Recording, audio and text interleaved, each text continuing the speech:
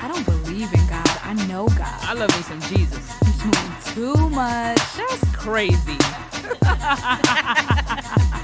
That's on the next episode.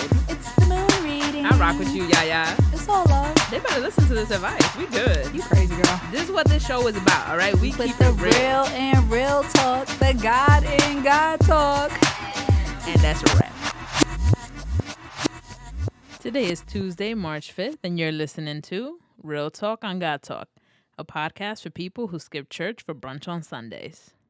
Woo. Episode 9. What? Hey, y'all. Hey, Truth. Hey, YaYa. It is March already. Time is flying. Too fast. I could swear that just a little bit ago, I was like, oh, we still in February, got mad time. And then boom, March was here. Kicking down the door like, hey, girl. Right. How you doing? How am I doing? I am chilling. I'm really chilling. I'm taking it slow.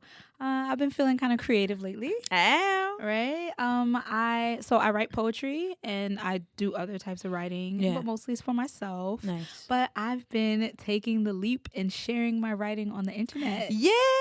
I know, right? That is a huge leap. It is for me. Yeah. I'm a very private person, but it's for me. Like, it feels good. My likes are paltry. I get 4 or 5 likes on them.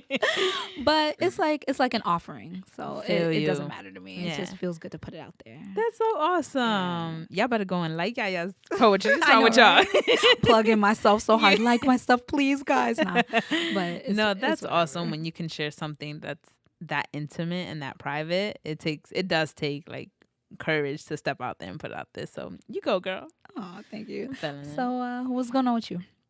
So I, unlike you, still chilling, of course, like I'm always doing, but actually something that's been on my heart, and I'm sure like some of us have heard it about the United Methodist decision, where basically they had a conference in St. Louis. This is the church denomination, right? Yeah, the United Methodist Church, where in the end they decided to basically strengthen its ban against like gay and lesbian clergy and same-sex marriages.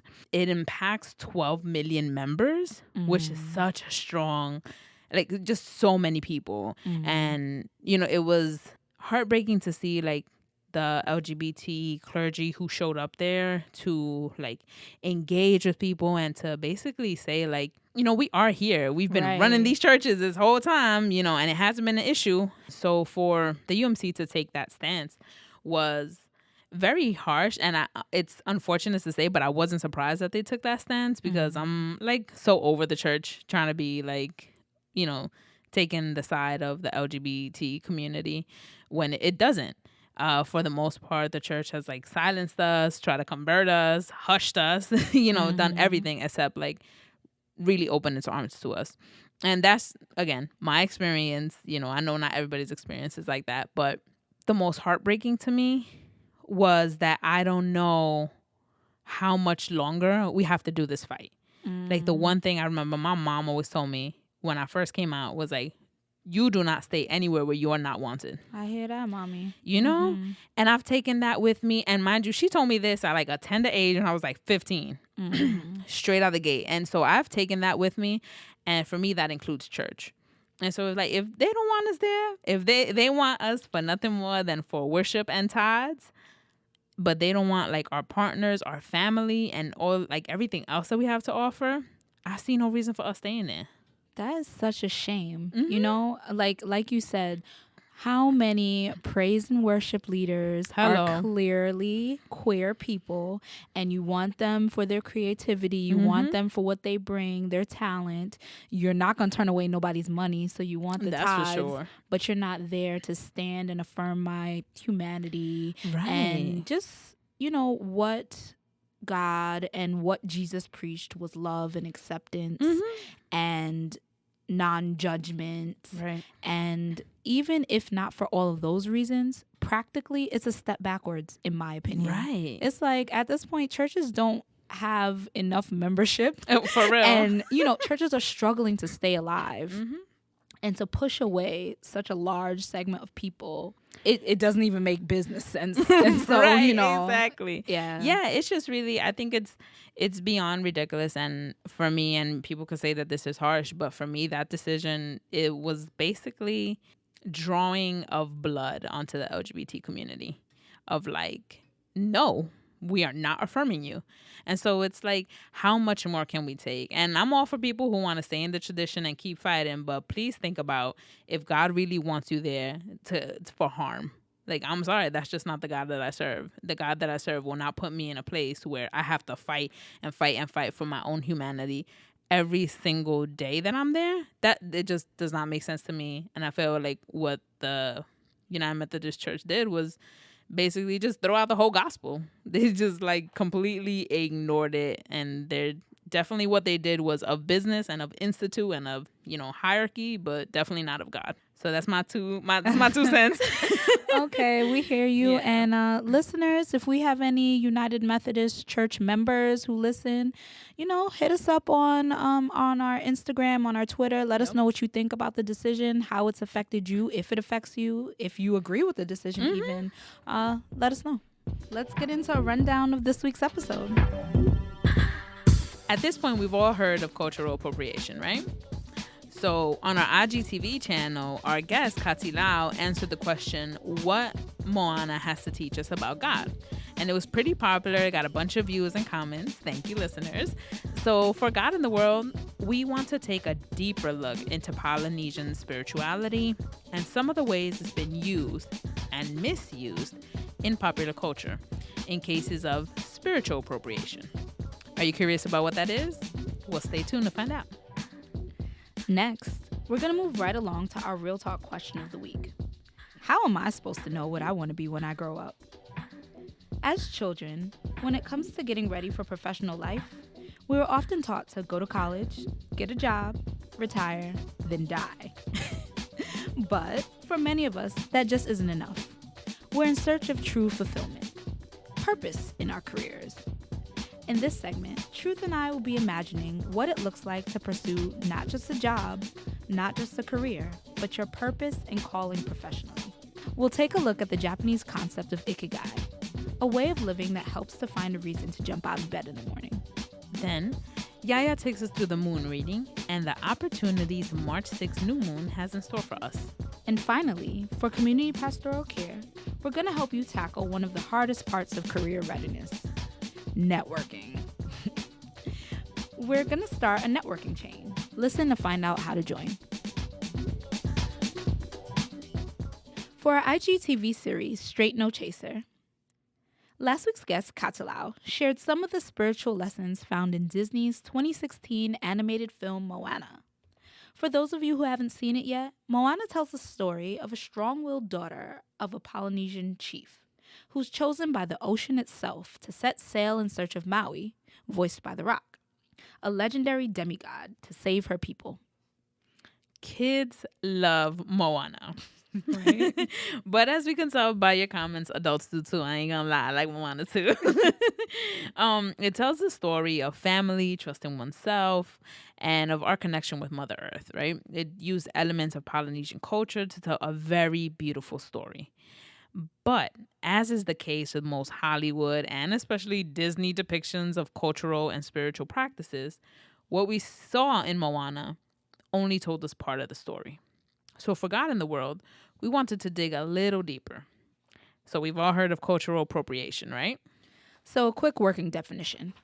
Cultural appropriation is a form of colonialism, where cultural elements are copied from a minority culture by members of the dominant culture. For reference, think of the appropriation of Native American headdresses by non-Native people at music festivals, or the appropriation of Black cultural aesthetics like do-rags and baby hairs by white models in the fashion industry. For our purpose, we wanted to expand the conversation on appropriation to talk about spiritual appropriation.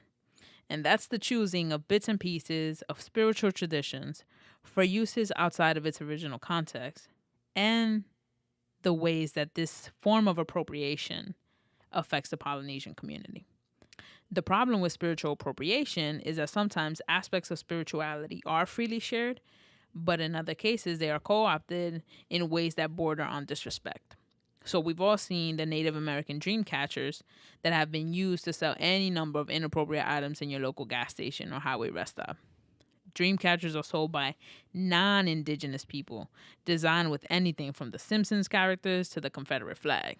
In the case of Moana, our Real Talk listener, who goes by the IG handle B Takadana, inspired us to think about the ways that, although the film touches on Polynesian spiritual practices, it really only grazes the surface and actually glosses over distinctions between peoples, cultures, and traditions. Fact. For all those of you who need it, here's a crash course on Polynesia, okay? So, according to good old Wikipedia, Polynesia is made up of more than 1,000 islands scattered over the central and southern Pacific Ocean. Historically, they have a strong tradition of sailing and using stars to navigate at night. The largest country in Polynesia is New Zealand, but they also have other countries as well. So make sure you look that up. With such a rich culture and spiritual heritage, it's a shame that often the only time Polynesian culture is referenced in popular culture is in very flat and cheesy ways, like Hawaiian luau parties or themed tiki bars or viral videos of Maori haka dances done by white football players. Right. So, for those of you who are like, haka, what's that? Trust me, you have seen the haka. Mm-hmm. It's been widely popularized in the U.S. by the New Zealand rugby team, the All Blacks. All Blacks. You know I like that. So the All Blacks do them in preparation for competition. There are countless YouTube videos of wedding parties doing haka. And most recently, at the premiere of the Aquaman movie, Hollywood star Jason Momoa did a haka. Generally, you see rows of men dancing, beating their chests, sticking out their tongues. It is a beautiful and powerful show of solidarity and spirit. But something about how sacred the dances get lost in translation when it's picked up by mainstream culture. Facts. And also, besides the New Zealand All Blacks, shout out to the Tonga team. I love that. I don't care what I'm saying. I gotta catch some YouTube videos because I got you, girl. Okay, I got you. Thanks, Drew. Okay, we're gonna go to a rugby game, and you're gonna see it's so we much going to fun. a rugby game? Yes, we're gonna go. Okay, we're getting distracted. We're getting all right, boom. All right, but evidence case number 1. Okay, in the 2019 Oscars red carpet interview, where a white model, Ashley Graham, interviews Jason Momoa and demands that he teach her a haka move, it was super cringeworthy and hella awkward for her to even ask that of him, right? Right, like dance for me. Right, like, exactly. Okay, like, come and show me your culture. Like, what? Who does that? Well, I'll tell you who was not having it. His wife, okay?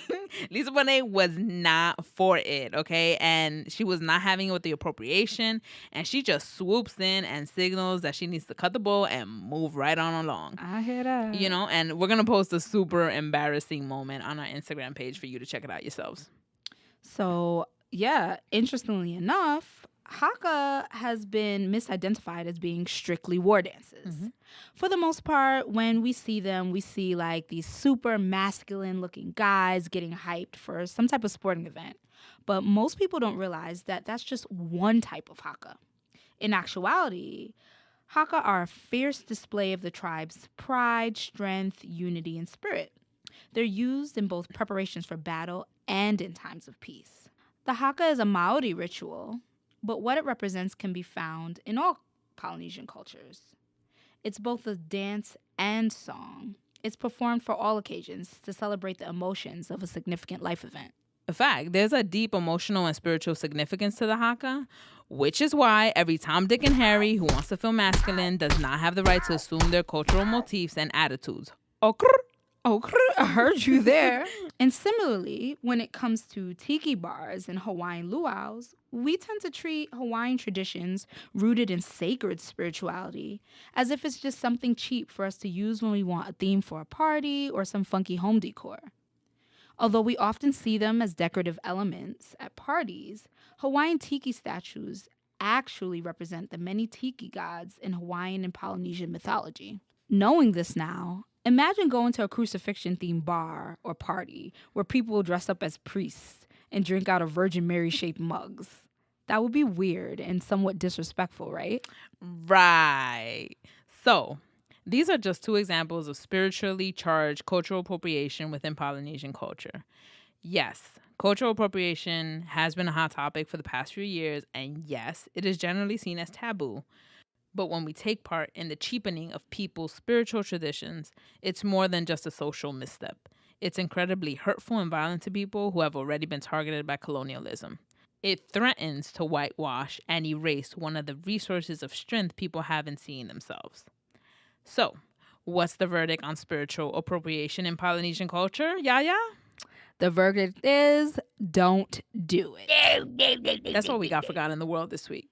Check out our resources for more information on spirituality in Polynesian culture, as well as an article bringing light to the fact that as of this year, at least 5 Pacific islands have been swallowed by the ocean as a direct effect of climate change and rising sea levels. Let's increase awareness of the ways we can help lessen the effects of climate change on the Pacific Islands and this region of the world. So be sure to check out our website, realtalkongodtalk.com. Woo, Chile. It is March. Girl. Which means only 2 months until May. And you know what that means? Dun, dun, dun, dun. Graduation time. Ah. Right. With commencement season quickly approaching, everybody and their mama is asking me what I'm doing with my life. You don't even know me. And honestly, your girl has no idea. Like, no clue. I pray and I meditate on it. I've been following all the do's of job searching. I network. I put myself out there. Yeah. But I legit can't think of one thing I actually want to do. And if I don't find something quick, your girl's about to hit the pole. Because the pole's always hiring. Right. JK. Not this time. But so true, right? My internship site is like, we are strictly saying an internship site. So I was like, wah wah. When God closes one door. Facts on facts. But I've been doing everything that they tell you to do, right? Fix your resume, get on LinkedIn, network, do this and third, get a cover letter together. You gotta dedicate this much time for job searching every day. I've been doing all that. I'm tired. Okay, I'm tired and I still ain't got no job. Like that I can line up for in what I'm doing. So it's hard out here. That is it's hard out here. Fact. The thing is, it used to be that you would go to school, get a job, get that bag, get your benefits, 50 years later, retire and be happy. But nowadays, that is not enough. There is the need to be a do-gooder and help the world, which might be the millennial in me talking. And then there's the added pressure of having your career align with your soul calling, It's that millennial voice again. Right. And looking good while doing it on the gram. The millennial voice some more, right? But the thing is, how the hell am I supposed to know what my life purpose is? I walk into the kitchen sometimes and I'm like, why am I standing here? Forgot why you even went in there. Right. And so I'm like, I don't know. I feel you. And you're so right. Yeah. Like, what you're talking about is the question I think every graduate, college grad, high school graduate school grad, every grad has this question of what is my purpose? What kind of vocation do I want? And like you said, what do I want to be when I grow up? And a lot of time when we hear vocation, we think of a skilled labor that doesn't require college. But the actual definition of vocation is derived from the Latin word vocare, which means to call. So vocation is your calling from God to express your true self or fulfill a specific purpose that you feel a strong desire for. I like that. Okay. And if you're of a certain age, let's say mid-20s ranging to mid-40s, that's a big certain age. But, people are out here just trying to get work and figure out what we're going to do. It seems like everywhere you go, there's messages to find your calling, which is easier said than done. Absolutely. When you're straddled with student loan debt, when you got mad bills to pay, it's hard to just try different things when more likely than not, you don't have anyone to back you up or bail you out if you fail, you know? Absolutely. And so, like, for this week's episode of Real Talk, YaYa and I will be discussing the steps we're taking to find our vocation and strategies for using spiritual discernment in guiding your professional life. And so we're asking the Real Talk question of the week: how am I supposed to know what I want to be when I grow up? Okay, y'all. Y'all know how I do. Story time. Best time. So, in a moment of true vulnerability, I have to say I am so lost right now in terms of my professional life. I'm not even being funny. Like, I'm being so serious. I heard you. I know I'm intelligent. I'm capable. Like, you know, people like me. I like myself. However, this whole job searching thing has got me stumped. Some people just got the juice when it comes to knowing how to navigate this career stuff, but that's just not me. I hate resumes, job boards, business suits, professional networking, all that. And, you know, right out of college, I had no clue what I wanted either. And I took the safe route. Yeah. So I went to graduate school. I got a professional degree, graduated, got a job, desk job, quote unquote, good job. Right. You know, benefits, pension, all of that. And I hated it. Oh, I was scratching my eyeballs out at work every day. That's the worst feeling. Literally living for the weekend. Oh, that's hard. That's hard to do. And so many people do it. Like, yeah. Because of like security. Just because like, you know, you have that check coming in every week. You're going to have something for retirement. But that doesn't mean it makes you happy. Right. Like, what kind of way is that to live? Exactly. You know? And so I did you can call it the adventurous thing. You can call it the irresponsible thing. Whatever you want to call it. I did the damn thing, right? I did the thing and I quit my job and I went back to school. Went to seminary. You brave. Right. I followed my heart. I followed God. I followed what I felt God was calling me to do. And now I'm here pursuing my degree in psychology and religion, and I love it. I love it. That's awesome. When I'm in classes, I'm engaged. I feel alive. I'm into it. I write papers. Seriously, nobody takes notes like YaYa. I don't care. Her note game is on point. I have never met someone in seminary to take notes like YaYa. Like, no lie. I'm truly into it.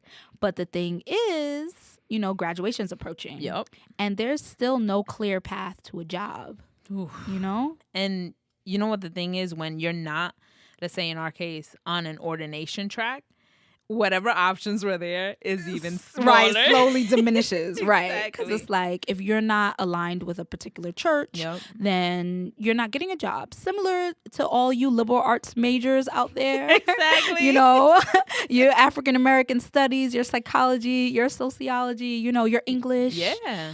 It's like you do your passion, you do what makes you quote unquote alive, but it's still what's next. And so I was expressing some of my concerns to one of the people in my life that I really respect. Let's call him a mentor.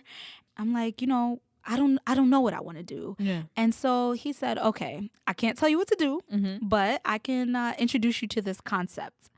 And it's this idea for finding out, what are you going to do with your life? You know, what's going to make you happy? And it's the Japanese concept of Ikigai, right? I have such, like, it's spelled Ikigai. It took me forever. Ikigai, right? Ikigai. So it's the Japanese concept of Ikigai, which originated in Okinawa, Japan. It means reason for being. Right? So Ikigai is reason for being, or that which makes you excited to jump out of bed in the morning. Yes, I like that already. And so YaYa was telling me about it. And to figure out your Ikigai, you draw 4 circles in a Venn diagram. Y'all remember those from elementary school, right? I know, right? If not, Google it. Exactly. Right. So Ikigai is seen as the intersection of 4 primary elements. One circle is what you love. That's your passion. The second is what the world needs. That's your mission. The third is what you are good at. That's your vocation. And the fourth is what you can get paid for. That's your profession. You That's know deep. that fourth circle's my favorite. What you get paid for. I got money Right? on the mind. But right. Okay, so it's where these circles meet. What you love, what the world needs, what you're good at, and what you can get paid for. Yep. So it's at the intersection of these circles that you can find the key to your professional calling. So Truth and I figured that we could use the concept of Ikigai as a framework for this episode to explore how we would go about figuring out the answers to these not so easy questions. So let's start. So we're going to start with the first circle, right? So how about finding what you love? So legit, what do I love? I love being creative. There is nothing more that I love than being creative. I don't like fitting into a box. I like being able to use like my mind and like use my hands to like create things. And so anything that is for like creativity, I am there. That is what I absolutely love, along with music, right? That's my first love. My first love is music. And so if I can like mesh these things together and make a living and get paid, I'm good. Okay. So that's for me. That's what I love. What do you love? Okay. So it takes a lot to pay attention to yourself to like figure out, okay, no, like really, what do I love? Like not like what am I just liking on Instagram when I'm passing by it, but like Instagram needs to pay me because clearly I be on the gram. But anyway, figuring out what I love. My mom told me, I don't know, she must have read this somewhere, like you can kind of figure out who a child is or who a person is by the time they're like in the second grade.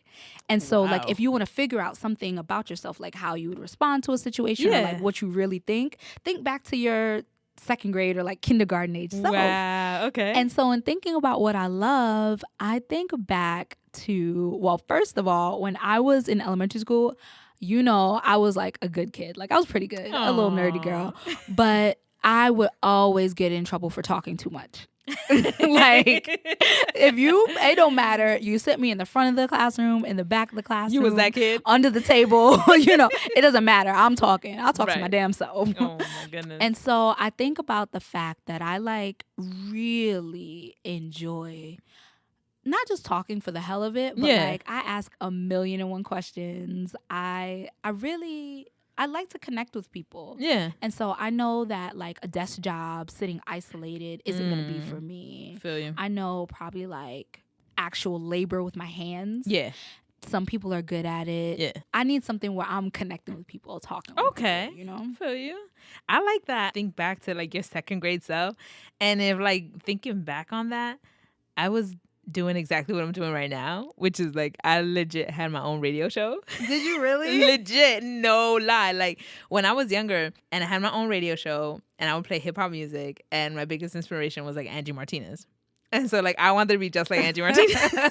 Like that was like, that's gonna be me when I grow up. So it's kind of funny that you said that, and I'm like, well, I'm kind of living the dream right now because I'm doing it, you know? So, yeah, that's pretty cool. So, listeners, if you think back to your second grade self and you were always, like, really good with your hands and had dexterity, you know, maybe that's something you could think of. If you were always, like, tinkering and taking apart the remote and putting it back together. Right. You know, if you always wanted to take care of people, if you were just really nurturing and you just loved playing baby dolls and, you know, pretend taking care. Or if you was on them Legos building cities. Right. Like that's take into account the things that you just like are in the flow of doing, what you lose time doing naturally, you know? Feel you. One of my goals is basically to like live a pleasure-filled life, right? Feel you. That sounded mad weird the way I said pleasure. No pleasure. Well, it depends where you're going with this. No, we're keeping with not this episode. That was a couple weeks ago. Right. No, but like I think quality of life is really important to me. Of course. And in terms of doing what I love, I can never go back to a job that I legit dread attending, you know? Absolutely, yeah. Like I don't want to wake up in the morning and be like, oh my God, I hate this. And I think that often it's like we get caught up in the money aspect of things, you know, and it's like, oh, we think it's worth it to do something that we hate just for the cash. Yeah. But I will probably reference this again and again and again. But I read Audre Lorde's Uses of the Erotic quite often as like a way to think about how I'm living my life and like where I'm getting my energy from to do what I do. Yeah. And so I wanted to read you all an excerpt from it where she talks a little bit about work and what it means to do meaningful work and to love your work and enjoy your work. So in Uses of the Erotic, Audre Lorde says, "It is never easy to demand the most from ourselves, from our lives, from our work. To encourage excellence is to go beyond the encouraged mediocrity of our society. But giving in to fear of feeling and working to capacity is a luxury only the unintentional can afford. And the unintentional are those who do not wish to guide their own destinies." Within the celebration of the erotic in all of our endeavors, and by the erotic she means giving in to like deep feeling, pleasure, awareness of time and place, my work becomes a conscious decision, a longed for bed which I enter gratefully and from which I rise up empowered. That is really important to me. Like when it comes to work, a paycheck isn't enough. Like I really think it's important. Even if you don't love what you're doing 100% of the time, 70% of the time, 60% of the time, for the most part, when you imagine actually how you're spending your time, not how you're going to spend the money that you're going to make from it, not the clout that you get from the job, but literally how you're spending your hours there. Yeah. Like that's loving what you do. And so that's something to consider when you're looking for, what am I doing with my career? What do I love? Feel you. So let's go to the second circle. Okay. Which is what the world needs. So this is your mission. All right, so like for this, it's like take a look at the economy, right? What does the world need right now? So we need more engineers, more skilled laborers, computer scientists, definitely more ethical people, right? And people who are into like renewable energy. And it's basically holding a line between idealistic and pragmatic. So that's where like what the world needs. And then it comes down to like, what do you need? For me, I need to not work in a like 9 to 5. I hear that. What I need is to not work in a 9 to 5. But no, seriously. But that's you like need freedom. Exactly. Yeah. I like the freedom. So I like the freedom of not having someone who's always telling me what to do or someone breathing down my neck. I like being able to work for myself. I need to work by myself. Like you, one partner's enough for me. You know what I'm saying? Like it's just it's a whole different dynamic when you're just like being your own boss. Let's say it's just something completely different. Something so freeing about that, and it works for some people and it doesn't work for others. But like for me, that is definitely something that I need. I need to be creative and be able to be my own boss. So when I think about what the world needs, I think the world needs more big thinkers.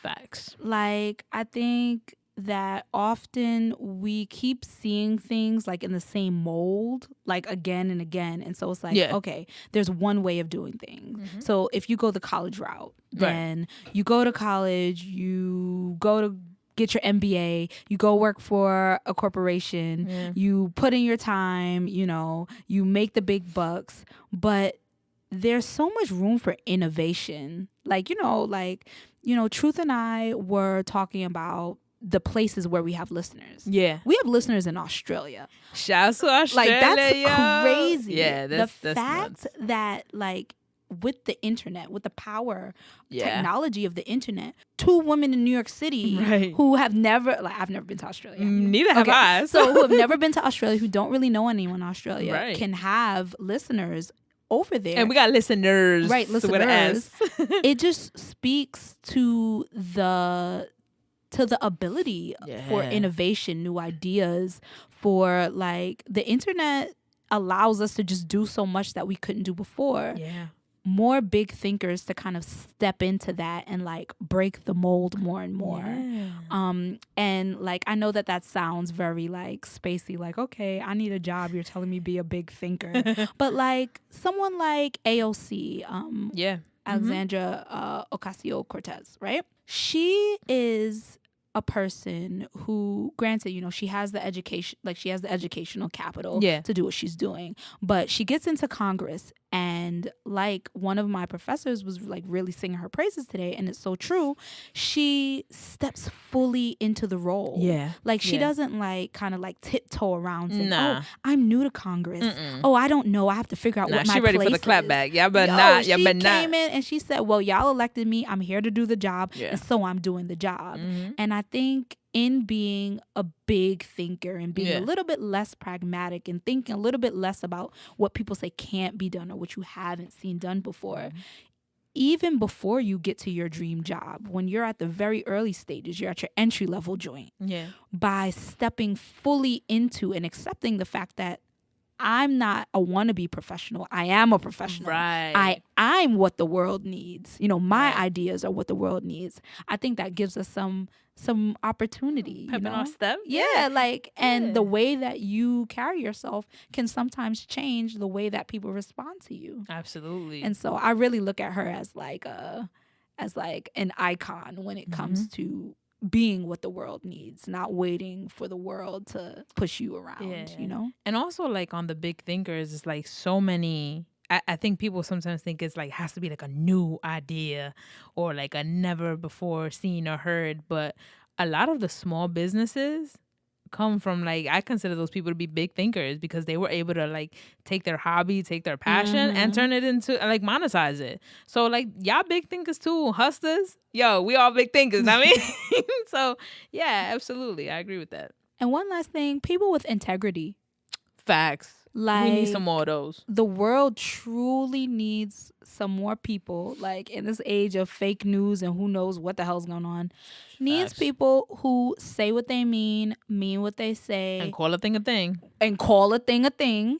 And like in the professional world, like there's so much, like I think sometimes we even like, you know, I have my little desk professional job, so we all know we sit in front of the computer and we think of these well-crafted emails of ways to say every other thing except for what you're actually saying. Not by end of business today, I highly recommend. No. On a certain level, the world needs more people who can cut through the BS to say the thing that needs to be said to get work done. Facts on facts. And I think that is something that when it comes to job searching and even interviewing, of being just true to yourself and true to what you believe and even what you believe the job needs and what you have to offer. Just being straight up, telling the truth. I feel like there's not enough of that, and that is something that makes you a commodity.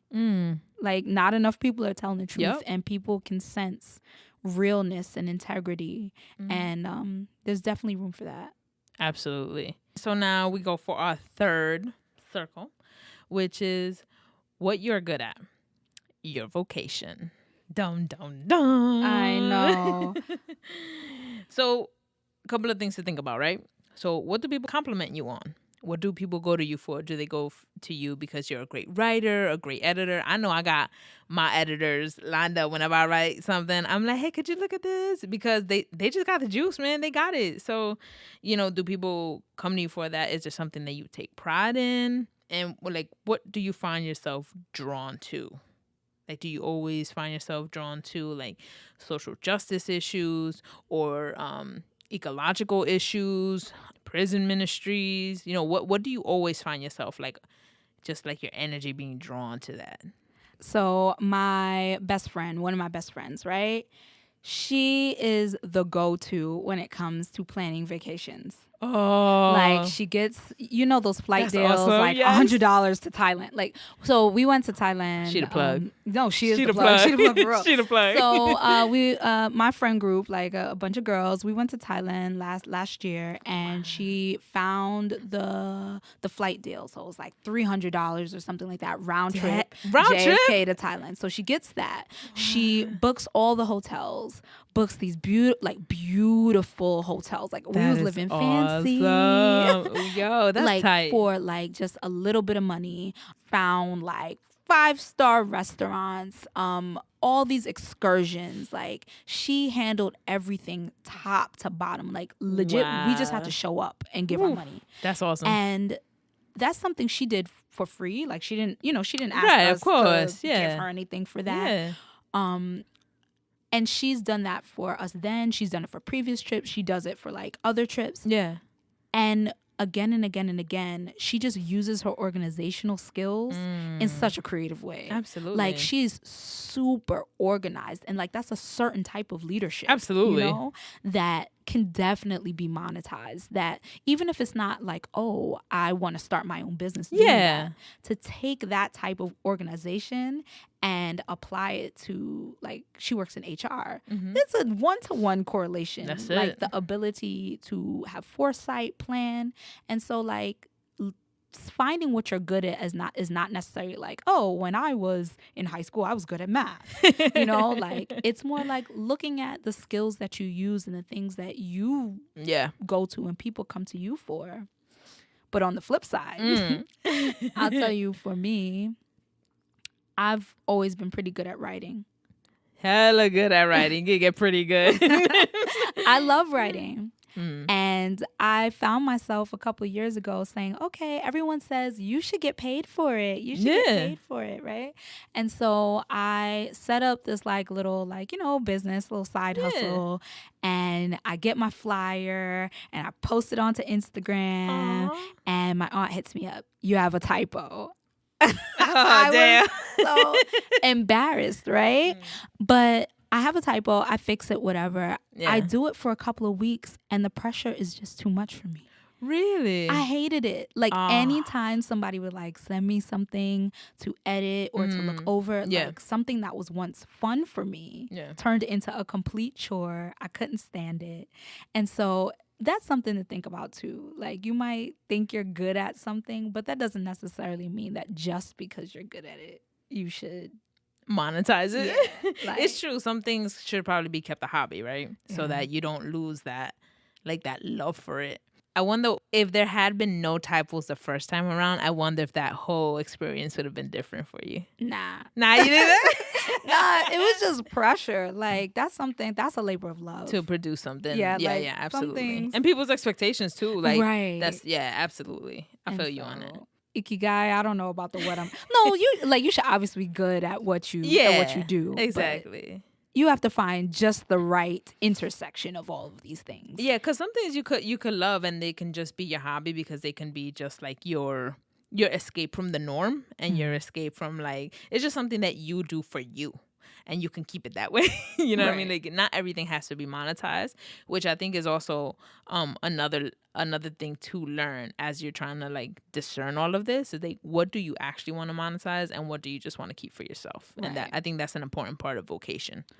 Because a lot of times like in spiritual like vocation, you ain't doing it for the money. You ain't doing it for the coins, okay? Right. So and if you are, might be a problem. Well, right. You know? So it's like these are like the things to keep in conversation.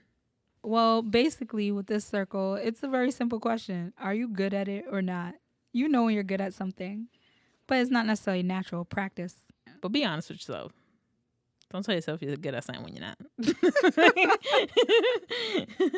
And the last and final circle is what you can get paid for. This is your profession. Right. This is probably the most important part, right? Heck yeah. This right here will determine a lot of things. This is the coins in your bags. Right. Come on. So Truth is the queen of hustle. That girl there, she hustle, boy. Hustle hard, boy. I hustle hard, man. You know what? It's just I think for me, a lot of the experiences that I had when me and like one of my homies, Dylan Bailey, when we were doing music together, we were at the time where like MySpace was popping. Oh, you showing your age. Yeah, MySpace. So it's like I found like mixtapes where like I was trying to get people to follow us on MySpace, which is so funny. So it's like at that time in the music like industry, if you were trying to break in, like there was no we're just gonna sit on our phones and like get followers. Like that wasn't it. We like literally had to hit the pavement. So it was like 2:00 in the morning, like roaming the streets because everybody out, and we're like passing out flyers, passing out mixtapes. I'm there with like my camera, and like I'm like telling her like, yo, spit some bars or whatever, and trying to get people to, like, that's how we got like a following and like an audience, because we then had to say like these group of people to show up at our shows. So it's like that mentality that formed me like straight out of college was crucial then to how I think now, where I'm just like everything I'm like, I gotta hustle that, you know what I mean? But it's like I think I've heard in a couple like different articles where people have to have like multiple streams of income, and like that's a good plan for you to have, like see where you can have multiple streams of income coming in. So yeah, I feel like there's like a culture now of everyone being entrepreneurs. Yeah, that's wild, because not everybody's meant for that. Right. And it's like if entrepreneurship and being your own boss is for you, more power to you. It's a wonderful thing. Absolutely. However, there is some value in economic stability that a 9-to-5 job can offer you. Like a roof over your head. Right. Very, very important, right? Yeah. And it's like you can take a 9-to-5 corporate style, job and try to put elements of those other circles. Oh yeah, for sure. Into it, And so if you're in like a corporate style job, you can look for a mentor in that job and talk about the things you love, the things you're good at. And say, where is there areas for growth in this direction, in this industry, in this sector, in this company? Right. You don't necessarily always have to quit your job, throw it all to the wind, and hope for the best, Right. Yeah, because there is such a thing as like integrity in being an entrepreneur and like the responsibility for that. And I feel like it's like you said, you don't have to throw everything away. And just because you are, let's say, like in a 9-to-5 or whatever, doesn't mean like you can't put like the entrepreneurship skills into use. Right. It just don't have to throw everything away. Right. And so the question, what can you get paid for? Ultimately, it's the economy. That was really depressing. Maybe we'll take that part out. Well, then that's a wrap. And right. I mean, no, like that's why Real Talk gives you the questions and not the answers. That's it. Because we're really trying to figure this out, like for real. For real. Like that is the question. Like for myself, I'm doing what I love. When it comes to school, but I'm about to graduate. What am I getting paid for? I spend all this time, like, not for nothing, y'all.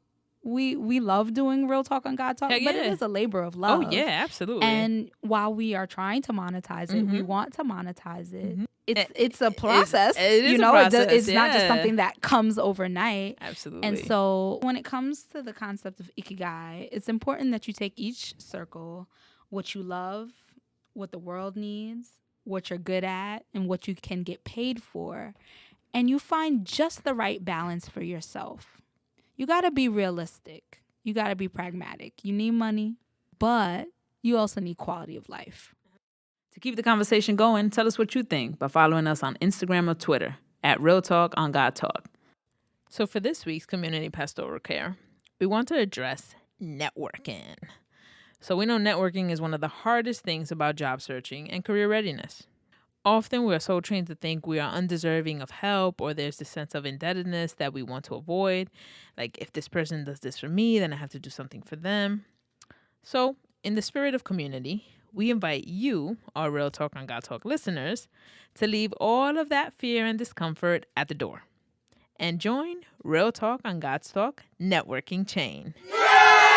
This week, we're going to post on our Instagram page different career sectors, and we invite you to tag potential hiring companies, mentors, or people you know looking for work in the field. We're here to hold each other spiritually, but also professionally. So make sure you look out for our posts and join in on the conversation. Today's Tuesday, March 5th, and you're listening to Keeping Time with YaYa. It's Fat Tuesday, y'all. Happy Mardi Gras. Show me your titties. And then we're in preparation for Wednesday, March 6th, which is Ash Wednesday. Put your titties back in. Fact. March 8th is International Women's Day. Hey. And let's not forget to spring our clocks forward for Daylight Savings Time on March 10th. We lose sleep? No. Oh, we do. Mm-hmm. Oh, we lose sleep. But nice weather. Right, but nice weather. Oh, keeping my fingers crossed. Then beware of the Ides of March on the 15th. And drink up for St. Patty's on the 17th. Hey. Now it's time for the moon reading. March 6th is a new moon in Pisces. You know what that means. Set your intentions and be open to a world of opportunities. This Pisces new moon has in store for you. Thank you, YaYa, for giving us that lovely moon reading and keeping us with all our dates clear of what we got to do. I know. It's a season of partying and repentance and showing your titties and putting them back in. Right. But so remember, we got a lot coming. New video of Straight No Chaser this Sunday, so be sure to check that out. Tell your friends to tell a friend, tell a friend, tell a friend. Rate us on iTunes. Leave us a 5-star rating. Yeah, that's it. I think that's it. I think that's the only call to action that we have for y'all this week. Your responsibility, Real Talk listeners, is to tell a friend. Yeah, get us some more listeners. If you would just tell one that's person, we'd appreciate you. That's it. We just appreciate you so much. All right. And be able to join in on Women's History Month. Yeah. All right. Share your stories about a woman. History Month. Yes. Tell us your stories about a woman that inspires you, empowers you, loves you, and has made you into who you are. And you might be featured on our next episode. So thank you for joining us once again, and we'll catch you on the next one. Peace. Bye. I don't believe in God. I know God. I love me some Jesus. You're doing too much. That's crazy. That's on the next episode. It's the moon reading. I rock with you, YaYa. It's all love. They better listen to this advice. We good. You crazy girl. This is what this show is about, all right? We keep the it real. real and real talk, the God in God talk. And that's a wrap.